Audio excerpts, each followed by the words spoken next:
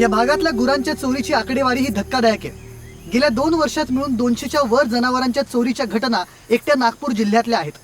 चोरीच्या घटना सतत घडत आहेत, त्या मानानं तक्रारी कमी येतात असा अनुभव आहे। नवऱ्यानं मारलं आणि पावसानं झोडपलं तर कोणाला सांगायचं अशी एक म्हण या भागात प्रचलित आहे।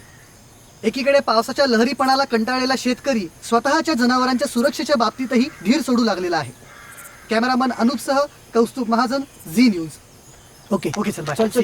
चल बाय, सिया गावंडे चला लवकर। आता हे काय कॅसेटी द्यायला चालले का मुंबईला? आता ते इथून शहरात घेऊन जातील, तिथून ते मुंबईला नेलं जाईल। तुम्हाला एवढी माहिती राहते तर मग तुम्हीच काहून नाही शोध लावत? आम्ही आमचं काम करतो, बातम्या द्यायचं आमचं काम, शोधायचं काम पोलिसांचं। आम्ही मीडियावाल्यांनी आमची लिमिट आखून घेतली आहे। लिमिट म्हणजे? लिमिट म्हणजे या पलीकडे जायचं नाही असं। लक्ष्मण रेषा लक्ष्मणानं सीतेकरता आखून ठेवली होती ना रामायणात, तशी आम्ही आमची ती लक्ष्मण रेषा ओलांडत नाही। काहून? रावण उचलून नेन म्हणून काय फाटते काय?